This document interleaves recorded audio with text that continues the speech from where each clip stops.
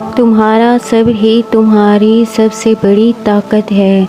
اگر ابھی تک تمہیں اپنی منزل کا پتہ نہیں مل سکا تو اس کا مطلب یہ تو نہیں کہ تم مایوس ہو کر چلنا ہی چھوڑ دو۔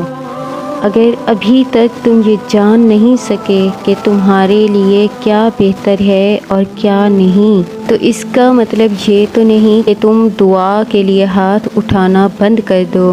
تم جس سے رابطہ رکھنا چاہتے تھے اگر اس سے رابطہ نہیں رہا تو اس کا مطلب یہ تو نہیں کہ تم اللہ سے ہی رابطہ توڑ دو۔ امید انہی کے لیے ہے جو یقین رکھتے ہیں اور مایوسی انہی کے لیے ہے جو انتظار نہیں کرتے۔ آخر کیوں خود کو اتنا الجھا رکھا ہے؟ ساری طاقتیں تو تمہارے اپنے ہاتھ میں ہیں نا۔ دعا کے لیے اٹھاؤ نا اور پھر دیکھو کیا نہیں ہوتا۔ تمہارا صبر ان مقامات تک پہنچا سکتا ہے جس کا تم گمان بھی نہیں کر سکتے، اور اس کے لیے تمہارا یہ جاننا ضروری نہیں کہ آگے کیا ہوگا یا کیسے ہوگا۔ یہ کام اللہ پر چھوڑ دو۔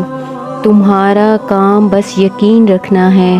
ممکن سے لے کر ناممکن تک، حاصل سے لے کر لا حاصل تک، روشنی اور معجزے تم میں چھپے ہوتے ہیں اور انہیں تم نے خود ہی ڈھونڈنا ہوتا ہے۔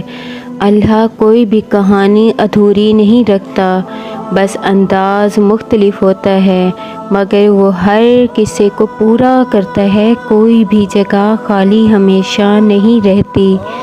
اللہ ہمیشہ کسی نہ کسی بہتر چیز سے بھر دیتا ہے۔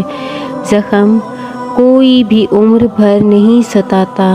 اللہ کوئی نہ کوئی مرہم کا ذریعہ بھیج ہی دیتا ہے۔ جب وہ کسی کام کے ہونے کا سوچ لیتا ہے تو وہ اس کام کے مکمل ہونے کا اشارہ کر دیتا ہے۔ بس پھر وہ جو ممکن ہو اور جو ناممکن ہو سب ہو جاتا ہے، اور تمہارا رب بہترین خفیہ تدبیر کرنے والا ہے۔ اور یاد رکھو کہ تمہارے رب کے لیے کچھ بھی مشکل نہیں۔ وہ تو بس ایک اشارہ دیتا ہے اور چیز ہو جاتی ہے۔ وہ ایک حکم دیتا ہے اور بادل کا ہر حصہ بارش بن کر برسنے لگتا ہے۔ وہ ایک حکم دیتا ہے اور خزاں کے سبھی پتے ٹوٹ کر زمین میں گر جاتے ہیں۔ تمہارے رب کے لیے کچھ بھی مشکل نہیں۔